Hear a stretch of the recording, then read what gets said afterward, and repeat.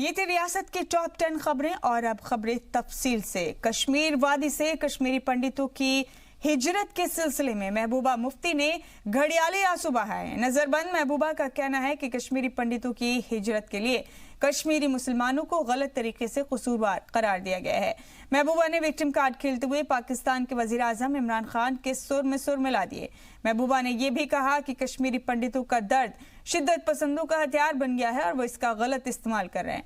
महबूबा Twitter account से लिखती हैं कि जिस सेक्युलर हिंदुस्तान का ख्वाब गांधी ने देखा था वो अब बरसरे इख्तिदार लोगों के हाथ में है। आपको ये भी बता दें कि महबूबा मुफ्ती की बेटी उनका ट्विटर अकाउंट चला रही है।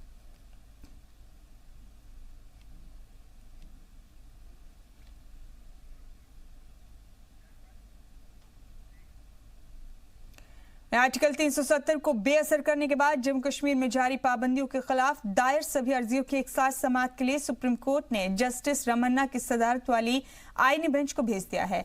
आईनी बेंच 1 अक्टूबर से आर्टिकल 370 के तहत जम्मू कश्मीर को मिले खुसूसी दर्जे को हटाने और रियासत को 2 हिस्सों में तकसीम करने के खिलाफ दायर अर्जियों की समाअत करेगी। सुप्रीम कोर्ट ने तमिलनाडु के एमडीएम के लीडर वाइको की फारूक अब्दुल्ला की हिरासत को गैर कानूनी बताने वाली अर्जी को खारिज कर दिया। वाइको ने फारूक अब्दुल्ला ने इस मामले की समाअत के दौरान कहा कि इस मामले में अब कुछ नहीं बचा है।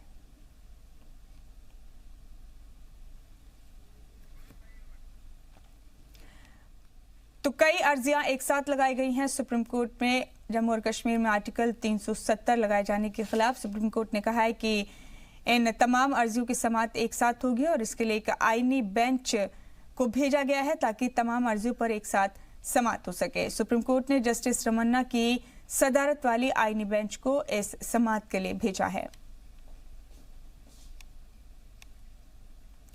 तो जम्मू कश्मीर में जारी पाबंदियों का ये मामला है, इसे लेकर तमाम तरह की अर्जियां लगाई गई थी सुप्रीम कोर्ट में और इन अर्जियों पर एक साथ समाअत हो सके इसलिए सुप्रीम कोर्ट ने जस्टिस रमन्ना की सदारत में एक आईनी बेंच तश्कील की है जिसे समाअत के लिए भेजा गया है।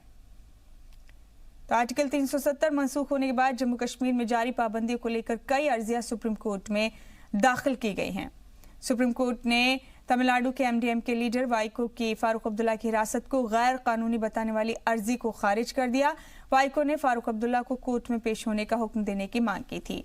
तो सीजेआई रंजन गोगोई ने इस मामले की समाअत के दौरान कहा कि इस मामले में अब कुछ नहीं बचा है। वहीं तमाम तरह की अर्जियां जो आर्टिकल 370 हटाने के बाद दायर की गई थी सुप्रीम कोर्ट में, वहां नाफिज पाबंदियों को लेकर उन पर सुप्रीम कोर्ट ने एक साथ समाअत करने के लिए एक आईनी बेंच बनाई है। जस्टिस रमन्ना की सदारत वाली आईनी बेंच को भेजा गया है एक साथ समाअत के लिए।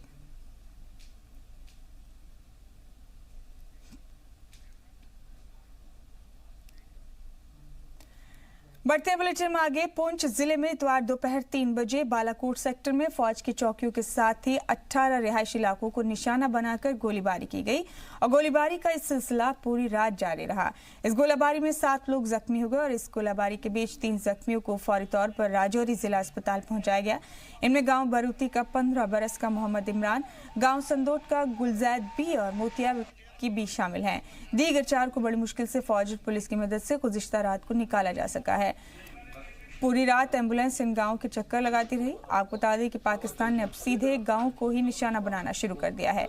बालाकोट के आखिरी गांव डब्बी में चल रहे सड़क की तामीर पर लगी जेसीबी मशीन पर भी गोलाबारी की गई जिससे वहां मौजूद 3 लोग जख्मी हो गए। जराये से मिली इत्तला के मुताबिक हिंदुस्तानी फौज की जवाबी कार्रवाई में पाकिस्तान की 3 चौकियां तबाह होने की भी खबर है जिससे पाकिस्तान का काफी नुकसान हुआ है। हिंदुस्तानी फौज पाकिस्तान को वक्त वक्त पर सख्त जवाब देती है लेकिन पाकिस्तान बाज नहीं आता। वहीं अगर जराये की माने तो पाकिस्तान ने मिसाइल का इस्तेमाल किया है जिससे जेसीबी पूरी तरह से तबाह हो गई है। वाज़ेह है कि साल पाकिस्तान ने अब तक 2000 बार जंगबंदी की खिलाफ वर्जी की है। इसमें 21 लोगों की मौत हो गई जबकि कई दीगर जख्मी हुए हैं। काफ़ी बड़ी तादाद में सीजफायर वायलेशन हुआ तो उसमें जो है तकरीबन 6 लोग जो उसमें ज़ख्मी हुए। जब पता चला कि कुछ लोग जो हैं वो वहाँ पे जो काम कर रहे थे उनको इवैक्यूएट किया, पुलिस वहाँ पे गई, मौके पे जाके इवैक्यूएट किया। तकरीबन हमने वहाँ पे 5 लोगों को जब इवैक्यूएट किया तो एक आदमी जो है उसका पता नहीं चल रहा था कि क्योंकि वो जेसीबी ड्राइवर था जो कि एलसी के आगे लगा हुआ था। तो उसको ढूंढते ढूंढते जो है वो काफ़ी टाइम लग गया। देर रात जब पता चला उसकी लोकेशन कौन सी है, वो किस लोकेशन में है, तो वहाँ पे जो है वो पुलिस टीम गई, एलसी के आगे गई और हैवी फायरिंग होते हुए भी, हैवी फायरिंग के दौरान भी, हैवी फायर होते हुए भी वहाँ पे जो है पुलिस गई और जाके जो वहाँ पे इकबाल है जो जेसीबी ऑपरेटर था पुंछ का, उसको वहाँ से निकाल के जो है उसके बाद उसको फर्स्ट एड देने के बाद जो है उसको जम्मू जो है वो शिफ्ट किया गया है। आज जो शलिंग हुई है, आज लोग जो है वो अपने कोई घास कटाई में लगा हुआ था, कोई अपने खेती बाड़ी के काम में लगा हुआ था, अचानक ही शलिंग स्टार्ट हो गई और बुरी हाल से देवता लवर में एक शादी का प्रोग्राम था, अभी तक लोग बाहर नहीं निकल पाए हैं और वो शादी का जो खाना भी है वो भी सर्व नहीं हो पाया, बारात हो वो भी अभी रोकी हुई है, सब यहाँ पे हालात बिगड़े हुए हैं। यहाँ पे जो है 3-4 बंदे जख्मी भी हो चुके हैं, कुछ रेफर हो चुके हैं और यहाँ पे बहुत खौफजदा माहौल है और बुरी तरीके से लोग जो है डरे हुए। आपको बता दें कि जम्मू कश्मीर में अगले महीने ब्लॉक डेवलपमेंट काउंसिल का इंतखाब होगा। इस इलेक्शन के बाद सरकार सीधे काउंसिल के अकाउंट में पैसा डालकर देही सतह पर तरक्की में ताउन कर सकेगी। ये रिपोर्ट देखिए। जम्मू कश्मीर से आर्टिकल 370 के खत्म होने के बाद पहली बार किसी तरह के इंतखाब का फैसला सरकार ने लिया है। जम्मू कश्मीर सरकार की जानिब से पंचायती राज को जमीनी सतह पर मजबूत करने के लिए ब्लॉक डेवलपमेंट काउंसिल के इंतखाब का ऐलान किया गया है। इसके साथ ही ज़ाब्ता अखलाक फौरी तौर पर नाफिज हो गया है। रियासत के chief election officer Shailendra Kumar ने इसका ऐलान कर दिया है। उन्होंने कहा कि सियासी बेस पर होने जा रहे 310 ब्लॉक में इंतखाब की नोटिफिकेशन 1 अक्टूबर को जारी होगी। नॉमिनेशन 9 अक्टूबर तक किया जा सकेगा। इसकी जांच 10 अक्टूबर को होगी और उम्मीदवार अपने नाम 11 अक्टूबर को वापस ले सकते हैं। इंतखाबी प्रोसेस 5 नवंबर तक पूरा होगा। सुबह 9 बजे से वोटर्स दोपहर 1 बजे तक अपने हक़ रायदही का इस्तेमाल कर सकेंगे। टोटल 316 ब्लॉक्स हैं स्टेट में, जिसमें से कि 310 पर इलेक्शन होंगे। 2 जगह, एक कुलगाम में और एक श्रीनगर में, जहां पर कि कोई भी पंच या सरपंच नहीं चुना गया था, और 4 ऐसी सीट्स जिस पर कि विमेन कैंडिडेट के लिए रिजर्व है और उसमें कोई विमेन नहीं है। सो टोटल 6 काउंसिल के इलेक्शन नहीं हो सकेंगे। जैसा सब आप लोगों को पता है 2018 में 17 नवंबर से लेकर 11 दिसंबर के बीच में पंचायती इलेक्शन कराए गए थे और टोटल 23,629 पंचेस और 3,652 सरपंचेस वर रिटर्न। 22 जिलों में कुल 26,629 वोटर्स हैं, जिनमें 8,313 खवातीन और 18,316 मर्द वोटर शामिल हैं। बीडीसी के इंतखाबात कराए जाने का मकसद गांव की तरक्की है। सरकार का मंसूबा है कि मरकज से भेजी गई रकम सीधे बीडीसी के खाते में आएगी। बीजेपी ने इसका खैर मकदम किया है। देखिए, सेंट्रल गवर्नमेंट ने जब नरेंद्र मोदी जी देश के वजीर आज़म हैं यहाँ आए थे, तो उन्होंने यहाँ एक वादा किया था कि फर्स्ट स्टेप जो है वो कंप्लीट हो चुका था, जिसकी उन्होंने पहले लाल किले से एक अपील की थी यहाँ के लोगों से कि मैं यहाँ इलेक्शन कराना चाहता हूँ, आप उसमें बढ़ चढ़ कर हिस्सा लीजिए, और उसमें लोगों ने बढ़ चढ़ कर हिस्सा ले लिया।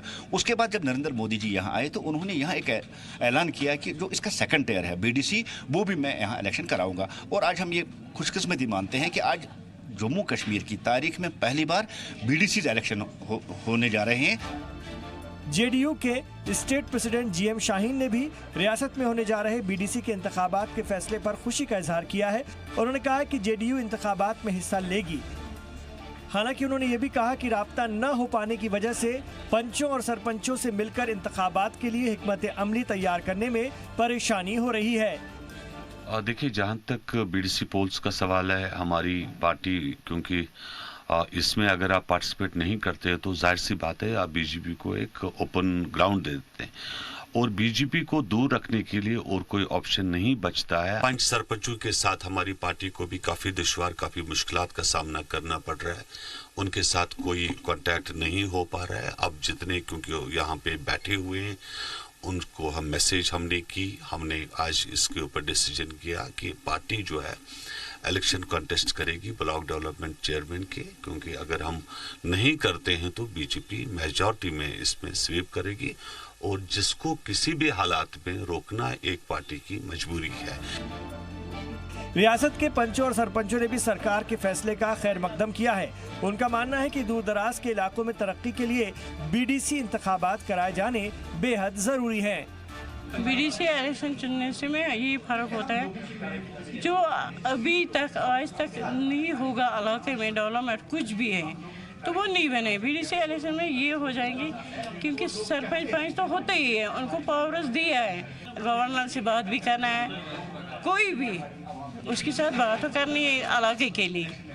देखिए, सबसे पहले हम वेलकम इस चीज़ का करते हैं कि भारत सरकार ने ये एक बहुत अच्छा इनिशिएटिव लिया क्योंकि पंचायती राज को अगर फुल फ्लेज्ड हमने इम्प्लीमेंट करना है तो ये सेकंड टायर और थर्ड टायर बहुत ज़रूरी है। फर्स्ट टायर में तो हम आ गए हैं चुन के, लेकिन जो सेकंड टायर है उसमें जो भी वहाँ का इस ब्लॉक चेयरमैन जो बन जाएगा उसके पास एक पावर होगा, एक फाइनेंशियल और दूसरा फाइनेंशियल तो होगा ही होगा, एडमिनिस्ट्रेटिव पावर्स भी उसके पास आएंगे।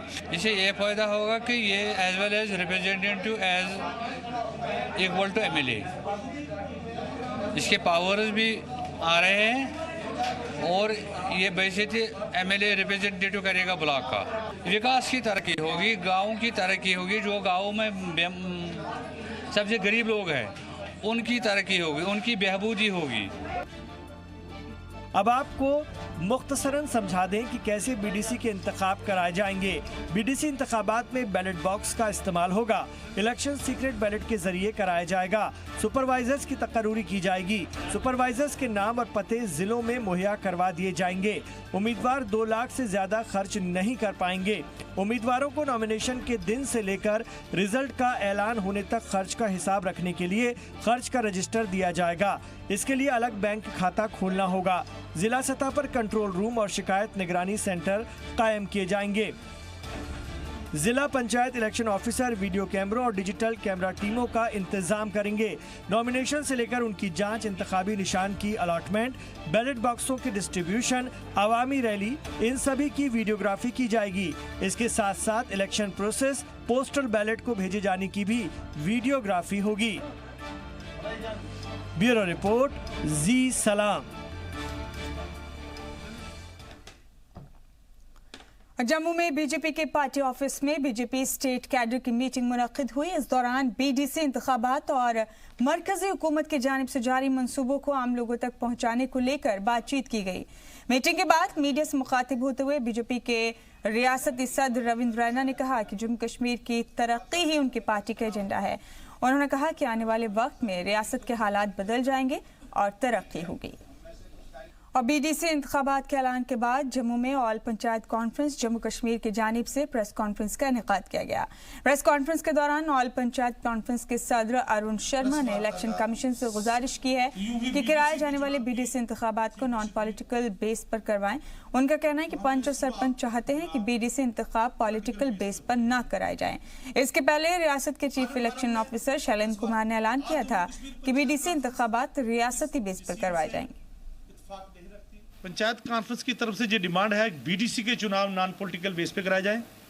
जैसे सरपंचों और पंचों के चुनाव कराए थे ऐसे ही बीडीसी के चुनाव जो है वो नॉन पॉलिटिकल बेस पे हों। आए दिन ऑनरेबल प्राइम मिनिस्टर साहब, ऑनरेबल होम मिनिस्टर साहब पिछले 8 महीने से लगातार ये कोशिश जारी थी कि चुनाव बीडीसी के चुनाव हों। आज डेट्स घोषित होगी, इसके लिए हम सरकार का धन्यवाद करते हैं, लेकिन साथ ही ये रिजल्टमेंट भी पेश करते हैं कि बीडीसी के चुनाव जो हैं वो गवर्नमेंट ऑफ इंडिया ने ये फैसला किया है कि वो पार्टी बेसिस पे होंगे। इसके लिए सरपंचों और पंचों के बीच में भारी रोष है। ऑल जम्मू कश्मीर पंचायत कॉन्फ्रेंस इस फैसले को इंडोर्स नहीं करती है और अपील करती है कि ये जो चुनाव हैं ये नॉन पॉलिटिकल बेसिस पे हों। और 40,000 सरपंचों और पंचों की फौज गवर्नमेंट ऑफ इंडिया के साथ खड़ी है। ये तभी खड़ी है अगर ये चुनाव नॉन पॉलिटिकल बेस पे होंगे। अगर ये पॉलिटिकल बेस पे होंगे तो ये सरपंच पंच जो है ये पार्टियों के चक्कर में फंस जाएंगे और कश्मीर के अंदर शांति जो जिनका मेन रोल जो है वो सरपंचों, अभी जो है 370 टूटने के बाद मेन रोल जो है वो सरपंचों और पंचों का बनता है। सरपंच पंच तभी रोल निभा पाएंगे जब इनको आप पार्टी और पॉलिटिक्स से दूर रखें। मरकजी वजीर बराए पीएमओ डॉक्टर जितेंद्र सिंह ने डॉक्टर के बिरला पब्लिक पार्क को अवाम के नाम वक्फ किया। इस मौके पर कालीबरी में एक प्रोग्राम का इनेकाद किया गया। इस मौके पर के बिरला ग्रुप के सीनियर प्रेसिडेंट SK खंडेलिया और चिनाब टेक्सटाइल मिल्स कठुआ का स्टाफ मौजूद था। इस दौरान हवन भी था जिसमें डॉक्टर जितेंद्र सिंह ने शिरकत की। ये पार्क तकरीबन 2 करोड़ की लागत से तैयार किया गया है और ये 20 कनाल पर आबाद है। इस मौके पर जितेंद्र सिंह ने मीडिया से कहा कि पंचायत राज ब्लॉक डेवलपमेंट काउंसिल से रियासत में बड़े पैमाने पर तब्दीली आएगी। वो चाहते हैं कि पंचायत को बाइख्तियार बनाया जाए, लेकिन कुछ सियासी पार्टियां ऐसा नहीं होने देना चाहती।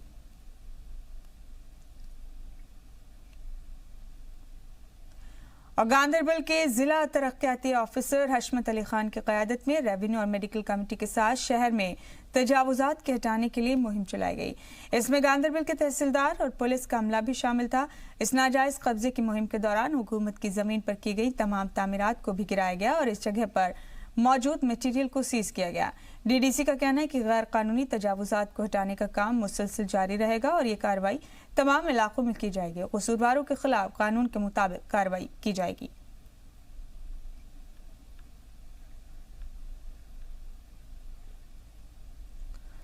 वहीं पुंछ जिले में हिंद पाक सरहद पर मुल्क की हिफाजत के लिए तैनात रोमियो फोर्स की 39 आरआर की जानिब से खैर सगाली के जज्बे के तहत प्रोग्राम का इनेकाद किया गया, जिसके तहत आसपास के इलाकों के नौजवानों के बीच इंटर तहसील 10 किलोमीटर लंबी क्रॉस कंट्री दौड़ का इनेकाद किया गया। इसमें बड़ी तादाद में सरहद से मुतसिल गाँव के नौजवानों ने हिस्सा लिया। दौड़ में पहले 15 मकाम पर आने वाले नौजवानों को मेडल और हौसला अफजाई के इनामात दिए गए, जबकि दीगर सभी नौजवानों को भी तौसीफ नामे दिए गए। पहले 15 नौजवानों को जहां आने वाले दिनों में मुनक्किद होने वाली जिला सतह की क्रॉस कंट्री दौड़ में हिस्सा लेने का मौका मिलेगा, वहीं इसके जरिए फौज में भी भर्ती हो पाएंगे। इस दौड़ की सदारत फौज के ऑफिसर और जिला खेल प्रोग्राम के अफसर विजय शर्मा ने की। यहाँ पे क्रॉस कंट्री यहाँ पे रखी गई है, जो तहसील लेवल पे रखी गई है। जो 4 तहसीलें हमारी इसमें पार्टिसिपेट कर रही है, जिसमें पुंछ, मंडी, सुरनकोट और तो ये 39 आरआर ऑर्गेनाइज कर रही है। तो यहाँ से बच्चे जो यहाँ से ब्रिज से शेर कश्मीर ब्रिज से ये शुरू हुई है तो जलास ग्राउंड तक ये रहेगी। तो इसमें खास बात यह है कि जो आउटस्टैंडिंग बच्चे हैं फर्स्ट सेकंड थर्ड और 15 बच्चे जो हैं वो आगे फर्दर पार्टिसिपेशन के लिए आगे जाएंगे थ्रू आर्मी। तो इसमें यूथ सस्टेन स्पोर्ट्स डिपार्टमेंट के ऑफिसर जो इसको ऑर्गेनाइज साथ उनके कोलैबोरेशन उनको सहयोग दे रहे हैं 39 आरआर का। वहीं गांदरबल के जिला इंतजामिया ने इंटरनेट सेंटर शुरू किया है, जहां social media, Facebook, Twitter, Instagram, YouTube जैसी साइट्स के अलावा तमाम ज़रूरियात के इंटरनेट की साइटों से इस्तेफादा किया जा रहा है। इस इंटरनेट सर्विस से ख़ासतौर से तलबा को बहुत ज़्यादा फ़ायदा हासिल हो रहा है, क्योंकि आज के दौर में तलबा की ये सबसे बड़ी ज़रूरत है। तमाम भरे गए फॉर्म की तफसीलात और टेस्ट के रिजल्ट के अलावा आइंदा होने वाले इम्तिहान के इजाज़तनामे को डाउनलोड करने का काम इस इंटरनेट के ज़रिए ही मुकम्मल है। इस इंटरनेट सर्विस की वजह से बहुत से तलबा ने फ़ायदा उठाया। किसी ने फॉर्म भरे तो किसी ने हॉल का टिकट डाउनलोड किया। ये सेंटर सुबह 6 बजे शुरू होता है और दिन भर यहाँ भीड़ लगी रहती है। इसके अलावा जिला इंतजामिया ने इम्तिहान देने वाले तलबा की आमद और रफ्त की सहूलत के लिए सवारियों का भी इंतजाम किया है। इंतजामिया की इस कोशिश से तलबा और तमाम लोग खुश हैं। इस सेंटर पर 10 से 12 कंप्यूटर मौजूद हैं। वाज़ेह रहे कि वादी में 370 के हटाए जाने के बाद से हिफाजत के मद्देनजर इंटरनेट सर्विस पर पाबंदी लगा दी गई थी। बहुत सारे ऐसे बच्चे थे जो वैली के बहुत परेशान थे, खासकर जो उन्होंने एडमिट कार्ड्स उनको डाउनलोड करने थे, जेई सिविल की थी, जेई मेंस की थी, एमटीएस की थी और इसी तरह बाकी जो यूनिवर्सिटीज़ की रिजल्ट्स थी या फॉर्म सबमिट करने थे उसके लिए परेशान थे। तो डिस्ट्रिक्ट एडमिनिस्ट्रेशन ने इन सारे खदशात को मद्देनजर रखते हुए एक इनिशिएटिव लिया, स्टेप लिया और NIC DIO जो है डिस्ट्रिक्ट इन्फॉर्मेटिक्स ऑफिसर, उसको कहा गया कि आप एक लैब सेटअप कीजिए NIC में। और फिर लैब सेटअप की गई। करीबन 10 के 12 सिस्टम जो हमारे यहाँ पर मौजूद हैं, जहाँ पे स्टूडेंट्स आते हैं और बहुत ज़्यादा तादाद में आते हैं। सुबह 6 बजे से ही यहाँ पे स्टूडेंट आना शुरू कर देते हैं और अपने जो डाउनलोड जो भी उनको करना आता है वो करते हैं। यहाँ पे सिर्फ सोशल नेटवर्किंग साइट्स जो है वो नहीं चलती हैं, बाकी जितनी भी गवर्नमेंट साइट्स हैं या यूनिवर्सिटीज़ हैं, कॉलेज हैं, उनकी जो साइट्स हैं वो बिल्कुल एक्सेस कर पाते हैं यहाँ पे स्टूडेंट्स। और जो भी डाउनलोड करना होता है या सबमिट करना होता है, फॉर्म सबमिट करता है या ऑनलाइन पेमेंट होती है, उसके लिए थोड़ी प्रॉब्लम्स आ जाती हैं कि उसके लिए OTP चाहिए होता है, क्योंकि फ़ोन तो चल नहीं रहे हैं। बहुत सारे ऐसे बच्चे थे जो वैली के बहुत परेशान थे, खासकर जो उन्होंने एडमिट कार्ड्स उनको डाउनलोड करने थे, जेई सिविल की थी, जेई एमएस की थी, एमटीएस की थी, और इसी तरह बाकी जो यूनिवर्सिटीज़ की रिज़ल्ट्स थी या फॉर्म सबमिट करने थे उसके लिए परेशान थे। तो डिस्ट्रिक्ट एडमिनिस्ट्रेशन ने इन सारे खदशात को मद्देनज़र रखते हुए एक इनिशिएटिव लिया, स्टेप लिया, और NIC DIO जो है डिस्ट्रिक्ट इन्फॉर्मेटिक्स ऑफिसर, उसको कहा गया कि आप एक लैब सेटअप कीजिए NIC में, और फिर लैब सेटअप की गई। करीबन 10 के 12 सिस्टम जो है हमारे यहाँ पर मौजूद हैं जहाँ पे स्टूडेंट्स आते हैं। मैं स्टूडेंट हूँ, इस्लामिक कॉलेज में पढ़ता था, फॉर्म भरना था, कम्युनिकेशन का 5 अगस्त से जो भी कम्युनिकेशन का एग्जाम हुई थी उससे हमें बहुत प्रॉब्लम हुई स्टूडेंट्स को, लेकिन अब गवर्नमेंट ने थोड़ा स्टेप्स उठाए हैं, उसकी वजह से हम इंटरनेट यूज़ कर सकते हैं, एक्सेस कर सकते हैं, फॉर्म ऑनलाइन भर सकते हैं, लेकिन उसके लिए हमें और ज़्यादा सिस्टम चाहिए क्योंकि यहाँ बहुत ज़्यादा भीड़ होती है, उसकी वजह से हमें ज़्यादा प्रॉब्लम। जम्मू कश्मीर में आर्टिकल 370 खत्म होने के बाद तरक्याती कामों में काफी तेजी आई है। पुंछ जिला तरक्याती कमिश्नर राहुल यादव और MLC प्रदीप शर्मा ने राजा सुखदेव सिंह जिला अस्पताल का दौरा किया, जहां जिला तरक्याती कमिश्नर राहुल यादव के साथ चीफ मेडिकल ऑफिसर मुमताज भट्टी भी मौजूद रहे। अस्पताल में बनाई जा रही OPD ब्लॉक की नई ज़ेरे तामीर इमारत का जायजा लेने के साथ ही ज़ेरे तामीर कामों को देखा और काम करवा रहे ठेकेदार को OPD ब्लॉक की तामीर जल्द पूरी करवाने की हिदायत दी। इस मौके पर बात करते हुए चीफ मेडिकल ऑफिसर मुमताज भट्टी और जिला तरक्याती कमिश्नर ने कहा कि राजा सुखदेव सिंह जिला अस्पताल की OPD पिछले एक दहाई से बेसमेंट में चल रही थी, जिसे वहां आने वाले मरीजों और डॉक्टरों को काफी परेशानियों का सामना करना पड़ता था। इसे देखते हुए कुछ महीने पहले अस्पताल में 4 करोड़ 93 लाख रुपए की लागत से नई OPD इमारत की तामीर का काम शुरू करवाया गया, जिसका काम 70% तक हो गया है और अगले 2-3 महीने में बनकर तैयार हो जाएगा। जो हमारे जो डिस्ट्रिक्ट पुंछ में हमारा ये नया OPD ब्लॉक बनता है, इसकी विजिट की और मुझे उम्मीद है ये जल्दी कंप्लीट हो जाएगा। इसके बाद हमारे जो भी OPD सेक्शन है वो यहाँ पे ही शिफ्ट हो जाएंगे, तो इससे हमारे पुंछ डिस्ट्रिक्ट में काफ़ी सहूलियत मिलेगी डिस्ट्रिक्ट हॉस्पिटल में जो लोग विजिट करते हैं उनको, और मुझे उम्मीद है कि ये जल्दी हमारा कंप्लीट हो जाएगा। डिस्ट्रिक्ट हॉस्पिटल में OPD जो बड़ी कंजेस्टेड थी, एक किस्म का बेसमेंट में है, बैक साइड पर है, तो वहाँ पर एक तो स्पेस कम था और उसकी वेंटिलेशन प्रॉपर नहीं थी, तो पेशेंट्स को बड़ी दुश्वारी होती थी। तो हमने एक नई स्पेशलिस्ट OPD जो है उसके लिए जो है एक प्रपोज़ किया था और वो काम चल रहा है। 4 करोड़ 93 लाख का 100% फंडिंग हुई है और इसको पिछले तकरीबन कोई 5 महीने हो गए बनते हुए, और बड़ा एक्सेलरेटेड पेस पे काम चल रहा है और जल्दी ही 2-3 महीने के अंदर अंदर इसको कंप्लीट करके हम जो है हमारा जो है OPD का स्पेस जो है बड़ा, उसका जो इशू हमेशा रहता था वो